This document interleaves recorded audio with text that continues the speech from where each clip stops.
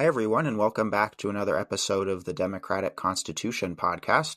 I'm really excited today to be talking with Matthew Stewart, and we're going to get into Matthew's latest book, An Emancipation of the Mind, and talk about U.S. politics and U.S. social movements and international politics and international social movements, and I think have a pretty wide-ranging discussion. So, Matthew, first off, thanks so much for joining us. I was hoping that you could introduce yourself and also talk about the impetus behind, again, your latest book, which is An Emancipation of the Mind. Thanks for having me, Luke. It's always a pleasure to talk about these subjects, so I look forward to it. So I am I guess the euphemism is independent scholar, which is sometimes taken to mean unemployed, but I do actually write books and get things out there. And my most recent book, An Emancipation of the Mind, was a very important project for me. So obviously we have all these stories, narratives we tell about American history, and I suppose I could say I was not happy with some of the basic narratives that are out there. We also have narratives about human civilization and human progress, and I was not terribly happy with all of those either. So let me see if I can mention some of the specific issues on American history. I think that we tend to look at the first 8 decades or so of the American Republic through a strange light, often driven by our contemporary concerns, and we lose track of some of the really fundamental things that were going on. One issue that concerned me in particular was the role of economic inequality. So I think that most of our stories about the pre-Civil War era and the slave republic center on the idea of racial conflict and the expanding frontier and other things like that. And I think it's very important for people to understand that the slave system was an incredible engine for generating huge inequality, and that inequality translated into tremendous political power, into the creation of an oligarchy. So that's a fundamental theme that I think has been underplayed in our understanding of the past. A second really important theme is the role of religion in American history and also in the struggle over slavery. So I'm going to set aside the Christian nation mythology because I'm going to take for granted that you and your listeners are well aware of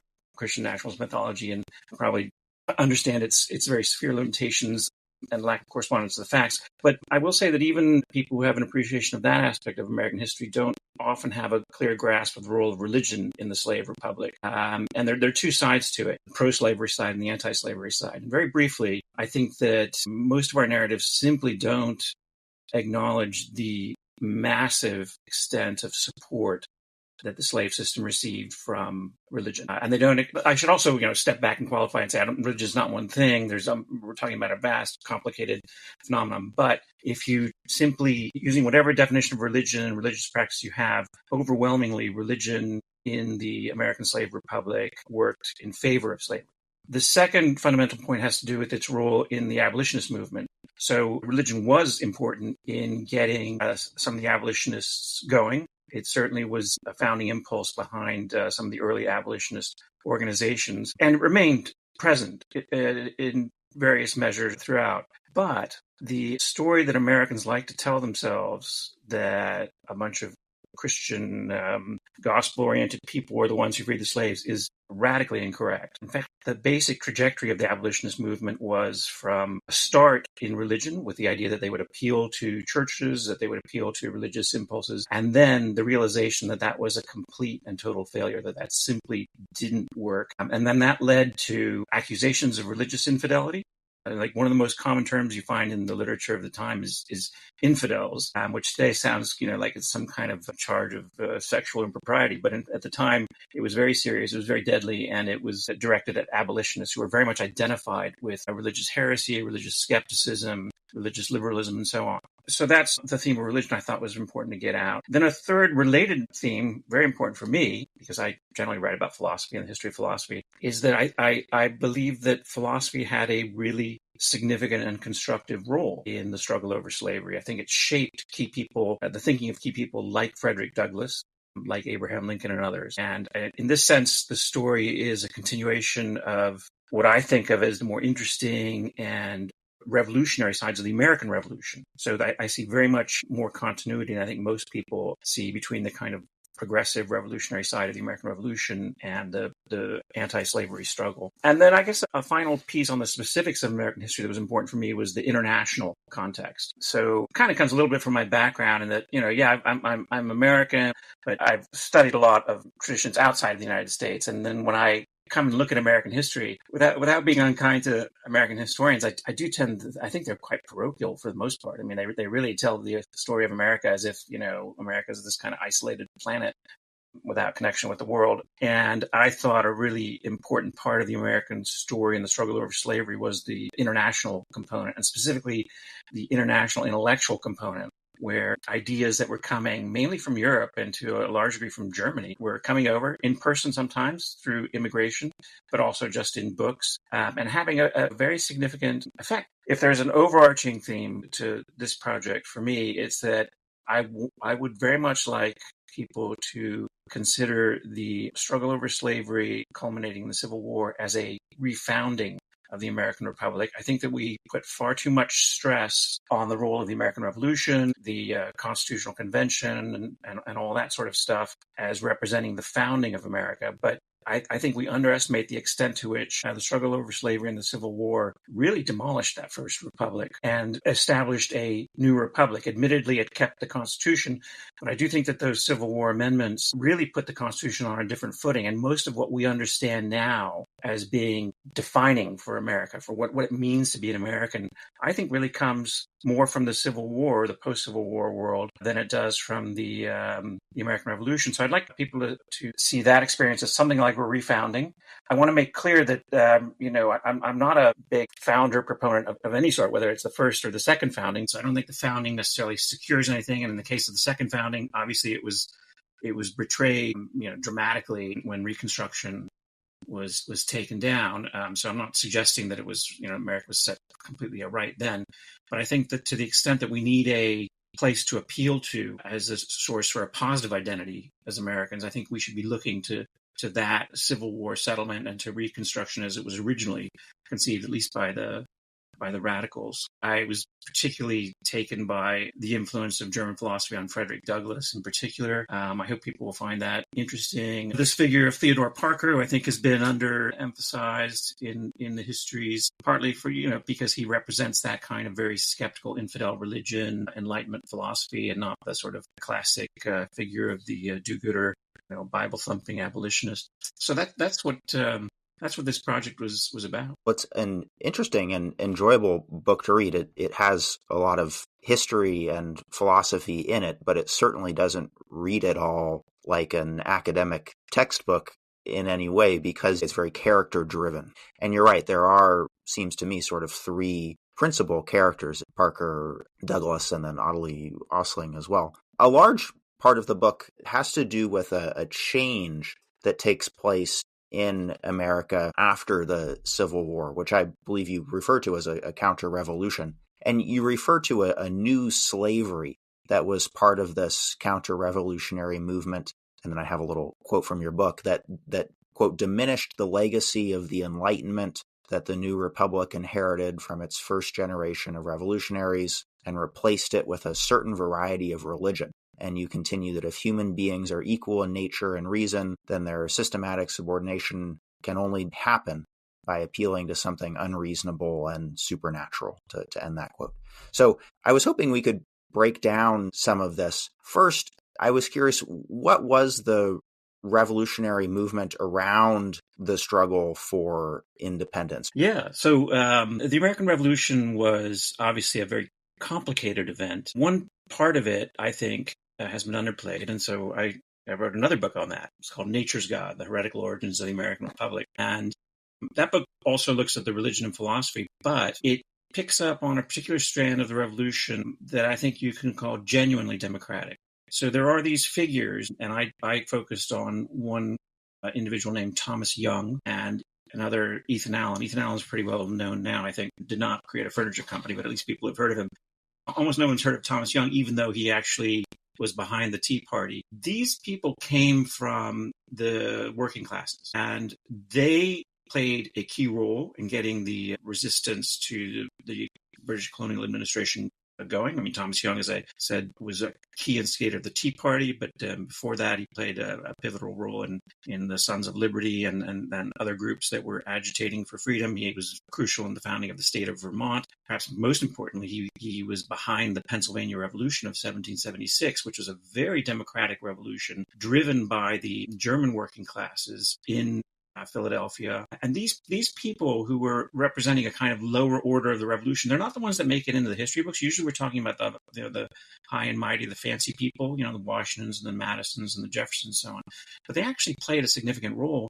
And more than that, they really shaped some of the crucial ideas. The crucial bridge figure here, coming very much from the lower ranks, as it were, is Thomas Paine. So, Thomas Paine was working with Thomas Young. They were quite close. They worked on the Pennsylvania Constitution. They worked on the Pennsylvania Revolution. And I think that precisely because they were grappling with questions about who should rule at home, not just how do we get rid of the British, but how do we take what is starting to look like a democracy in the United States, in the colonies, and turn it into something more permanent, something, a republic that's grounded on ideas of freedom and equality. And I think that they had a very significant and appreciated impact on the American Revolution. Now, did they ultimately win the day? No, they did not. I think by the time of the Constitutional Convention, for one thing, Pennsylvania had already reverted back. They'd gotten rid of their democratic Constitution of 1776 and replaced it with something that was much more oligarch-friendly. The 76 Constitution had removed property qualifications from voting. I think it also allowed no racial qualifications on voting.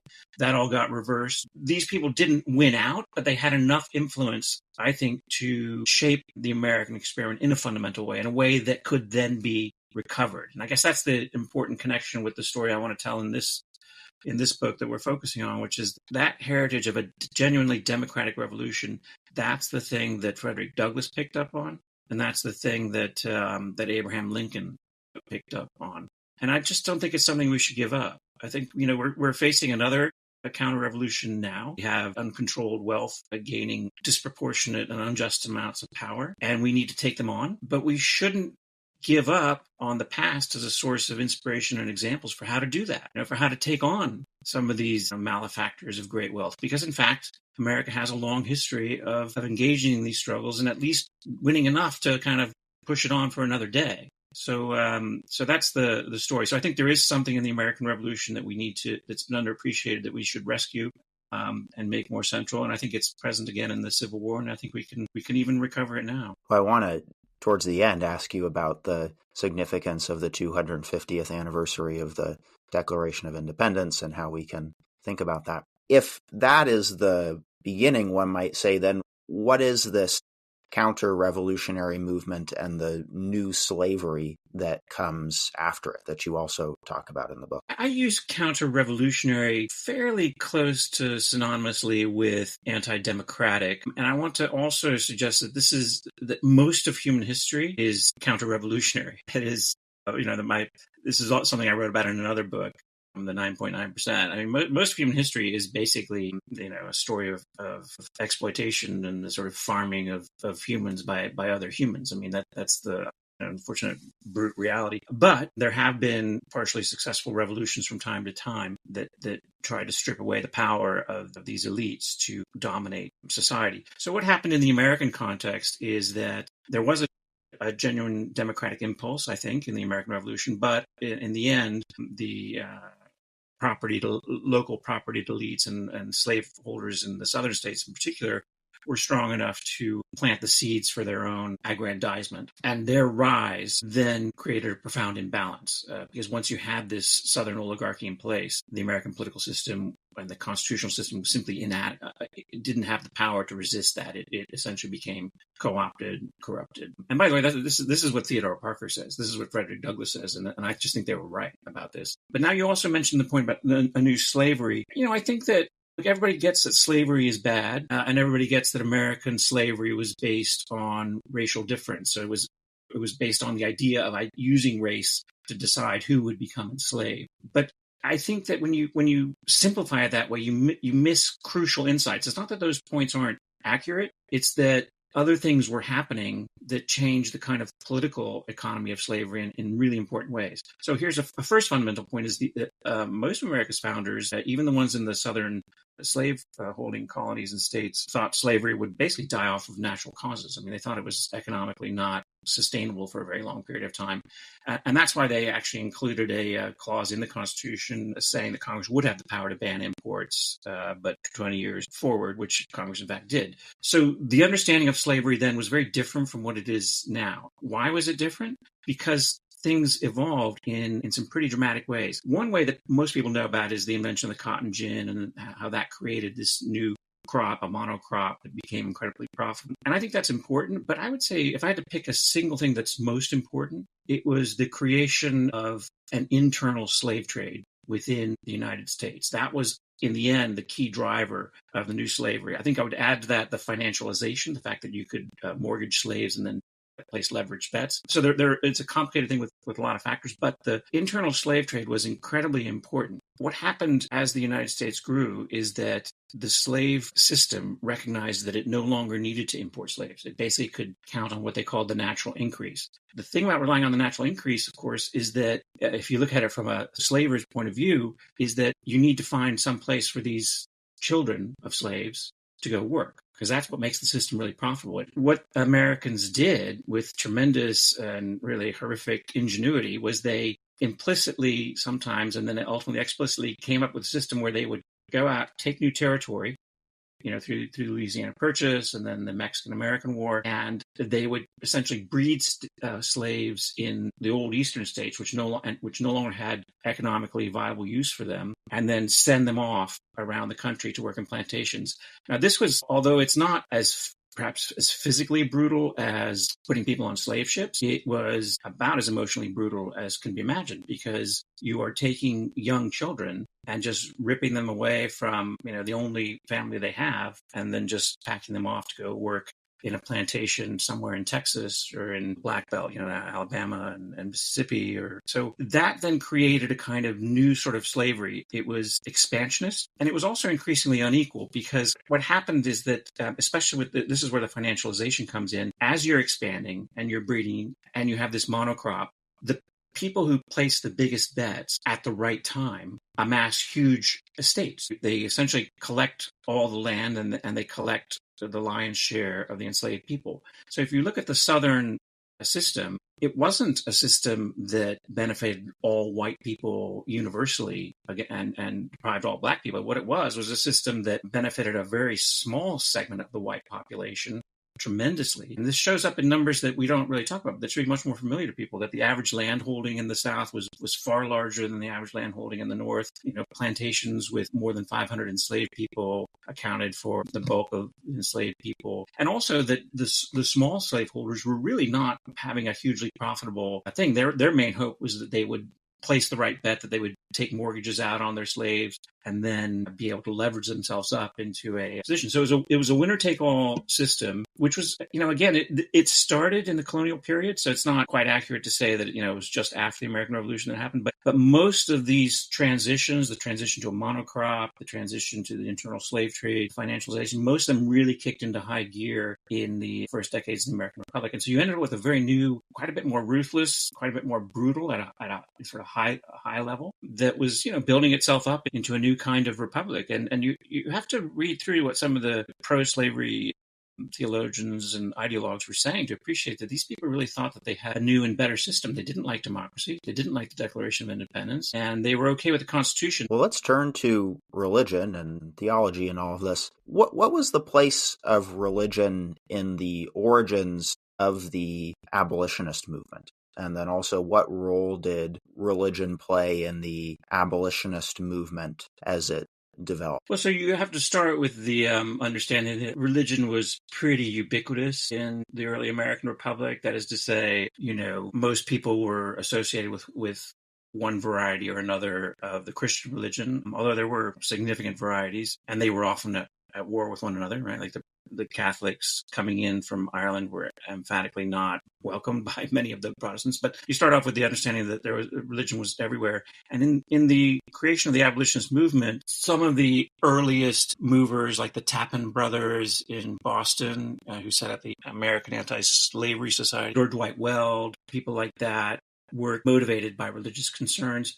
Although with some significant subtle differences, because people like the Tappan brothers today would classify them as much more hardcore evangelical, and people like Weld were much more liberal in their orientation. And William Lloyd Garrison, another key early mover, David Walker, an early abolitionist in Boston, all of them claimed the mantle of Christianity. So that's how it starts. And there were a few early signs of religious resistance. You had, the Baptists and the Methodists early on making declarations that slavery is not consistent with the gospel and something that they don't approve of. And then you have a really significant change. And it's a change that happens on both sides, on the sides of the organized religion and the side of the abolitionists. On the side of organized religion, the Baptists and the Methodists, who at first seemed to be the most anti-slavery, pretty much come for a full circle. And they start tolerating having slaveholders in their churches. And then they pretty much endorse the slave system. It's complicated. The northern and southern branches break apart. A lot of historians today seem to think that meant that the northern ones were then anti-slavery and the southern ones pro-slavery. That's not accurate. And the abolitionists at the time were very clear about that. They said, no, this is purely about posture and positioning and administration. And this does not mean that the northern churches are anti-slavery. Another crucial element that is very much overlooked is that people assume that being a pro-slavery theologian means you're a Southern theologian, and that's simply not the case. First of all, many of the Southern pro-slavery theologians were actually either Northerners or educated in the North, but even more interestingly and perhaps distressingly, as Frederick Douglass said, in the United States during the Slave Republic, the $5,000 divines, meaning the priests and prelates up relatively high in the hierarchies of the major denominations, they were all pro-slavery. And they weren't just pro-slavery in a kind of tepid way. They were like, slavery is basically a good thing and we got to put up with it. And, it's just part of the way the system works and it's all good. What those people also was extremely anti-abolitionist and convinced that abolitionism was a form of religious heresy, infidelity, and so on. And that's because the abolitionists went through a very different trajectory. Their first strategy was to go to the churches. And so what they initially did was show up on church doorsteps and say, slavery is a sin. Jesus doesn't like slavery. And they got beaten up and booted out and had rocks thrown at them. And already by the late 1830s, most of the hardcore, people like William Lloyd Garrison or Elijah Wright and others, decided that the churches simply weren't going to help them. And so they then became heretics. They kind of became what the religious people said they were, which is heretics. And the case of Theodore Parker is, I think, the most interesting because he was not really all that interested in the slavery issue all the way up through the 1840s.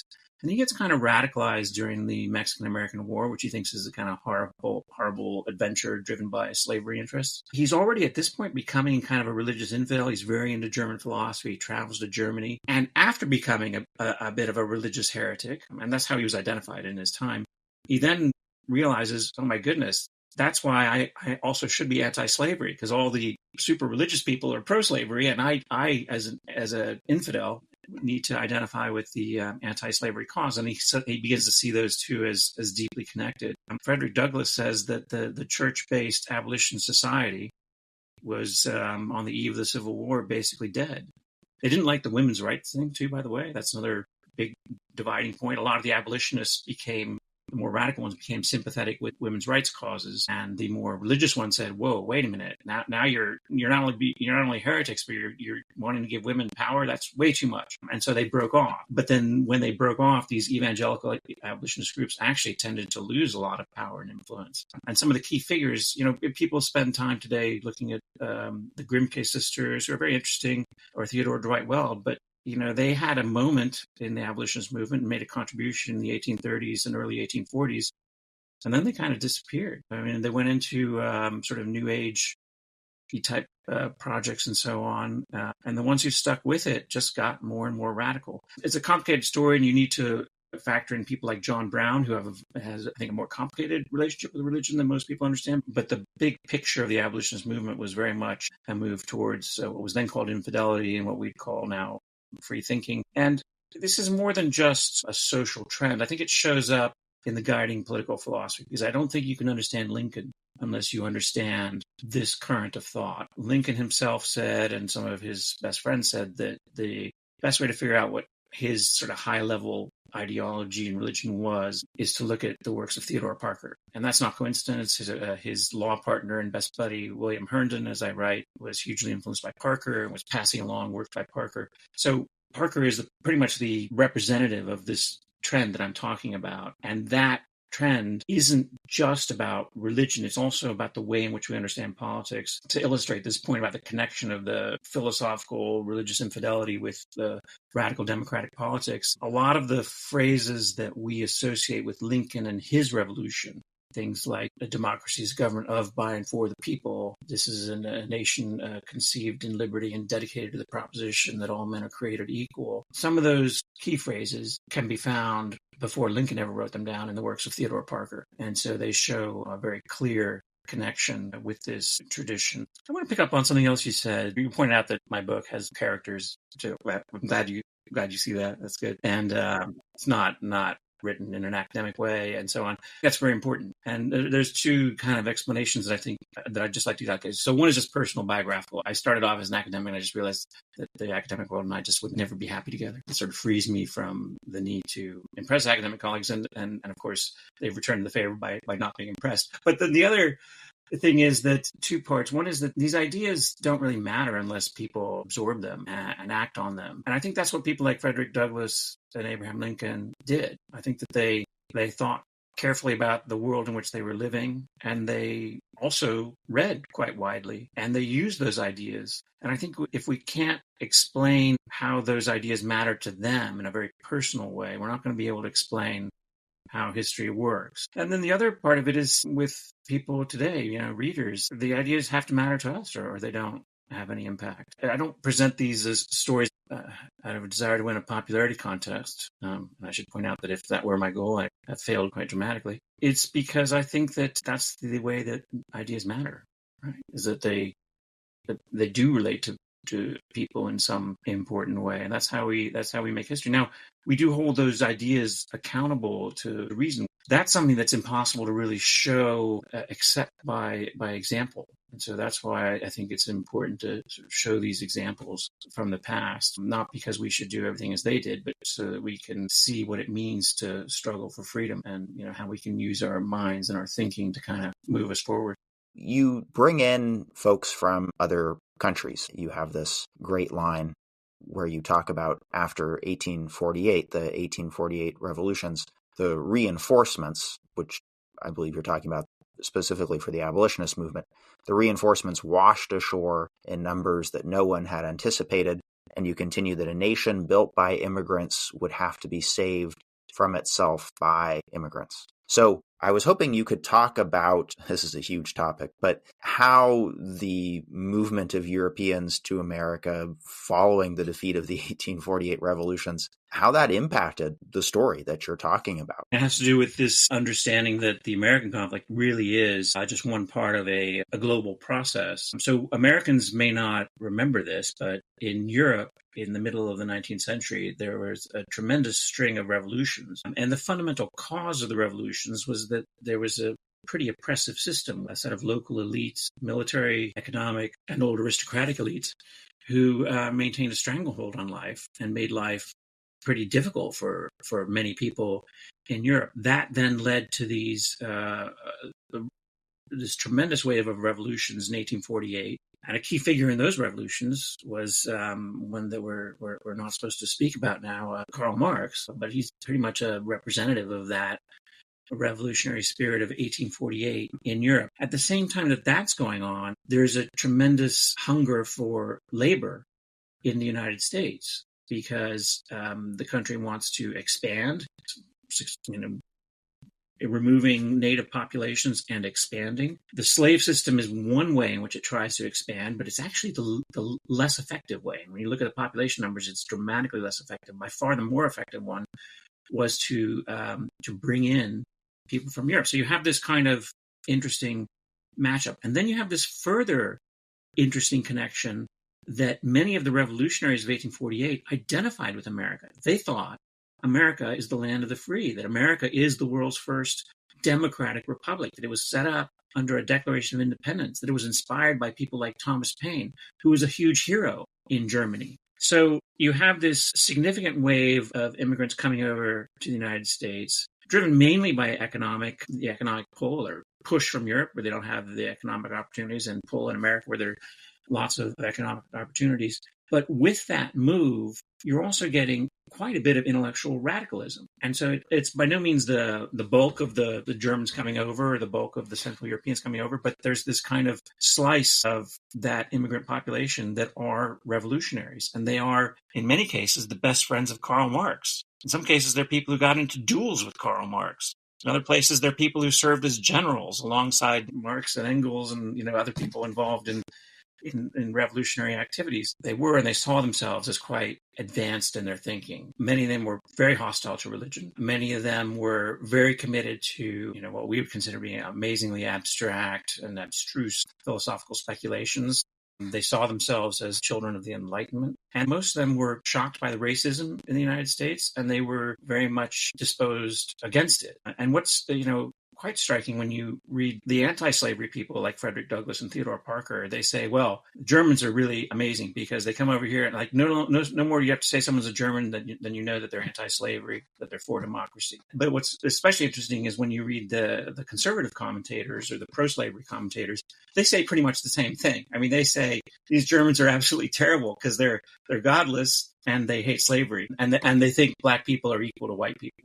They produced newspapers. They had many gatherings, and I think that they really changed the tone of the conversation in the United States. And one aspect of it that I draw attention to in particular is that they would have these big festivals in honor of Thomas Paine and democracy. I'm sure by this point in American history, Thomas Paine had been suppressed and, regarded as being this kind of anti-Christian marginal figure who didn't belong in the history books. And so they kind of brought Paine back. They celebrated his role. And I guess the final point I'll make about the Germans is they were very pro-labor. They had seen, the economic control in the old country. I don't want to use the term capitalism because that isn't really an accurate descriptor, but they had seen what it means to have systems of economic control and suppression of workers' rights, workers' compensation, and they really pushed on the labor front and were very important in that, which I think is a really important part of this struggle against slavery. Again, underappreciated.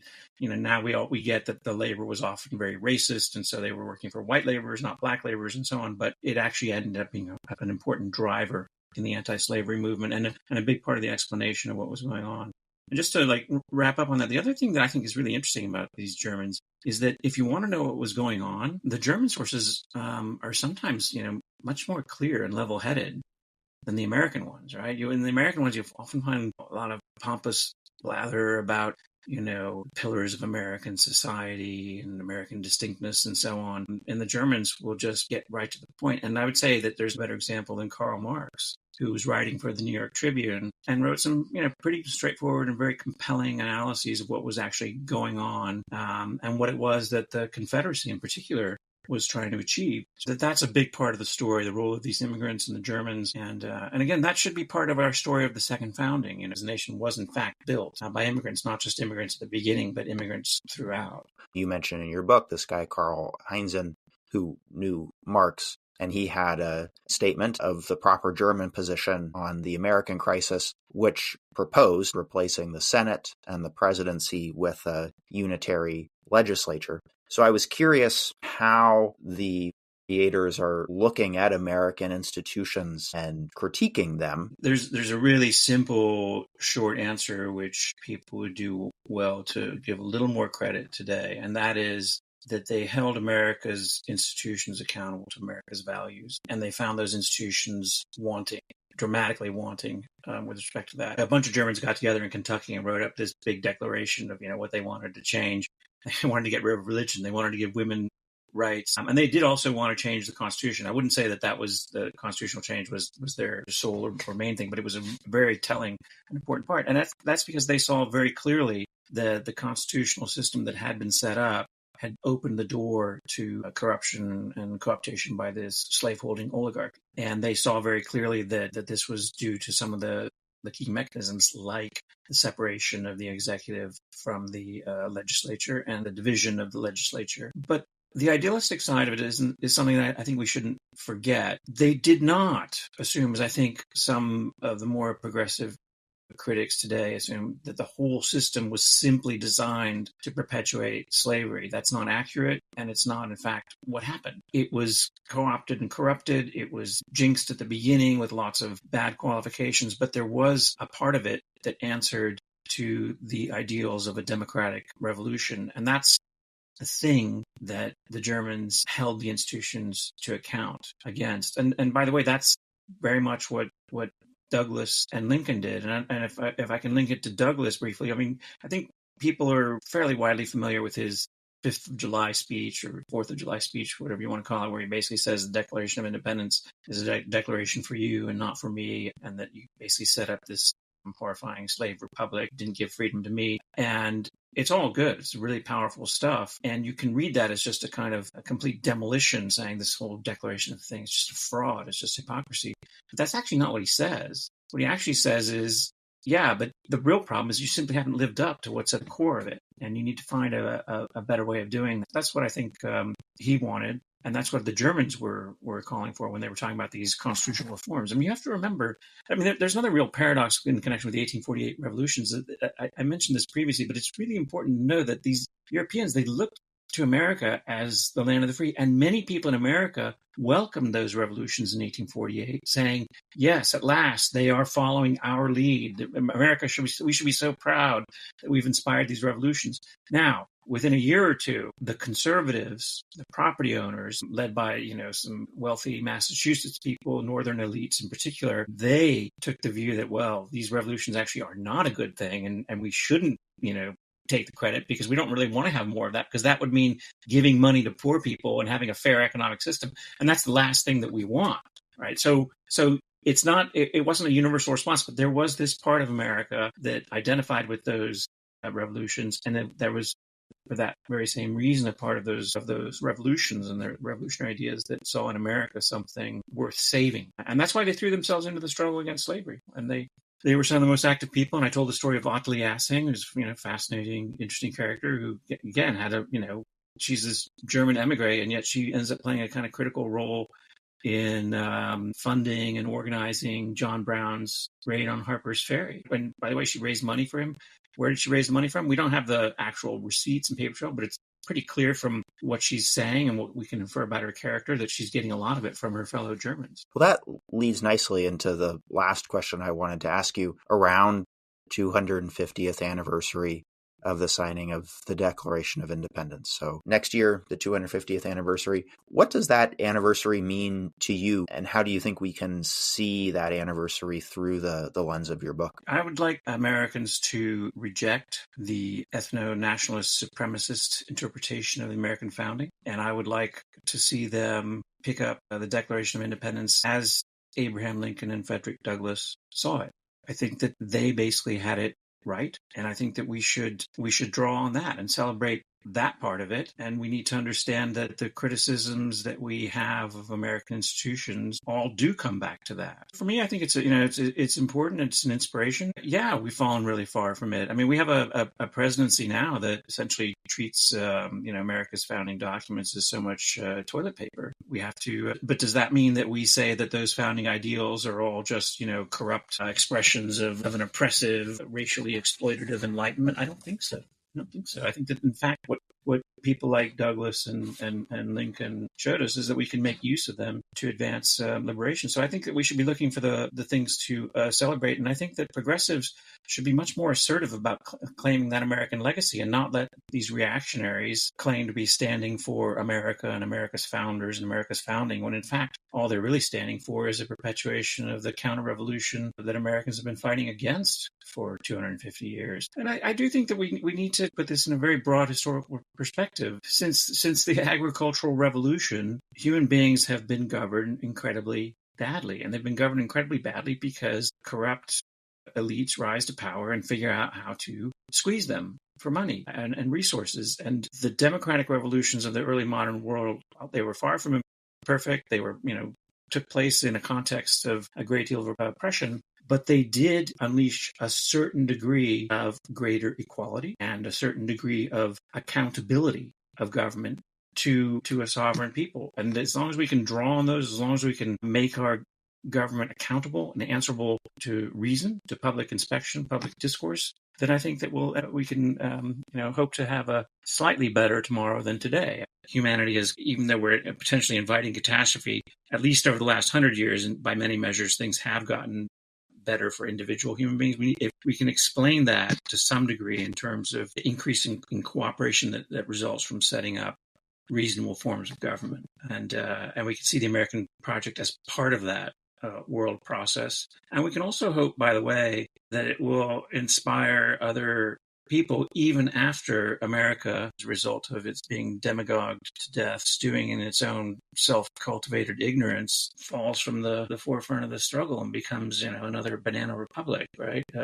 People might at least remember that at one time it stood for ideas of freedom and equality. Well, Matthew, I really appreciate you coming on and talking with us. Really encourage folks to read your latest book and also check out the rest of your work. And I really like how you described the importance of seeing how these ideas gripped people. It has that feel of sort of snapshots of people's lives that come together to make points that sound or that are felt larger than just their individual lives. Great.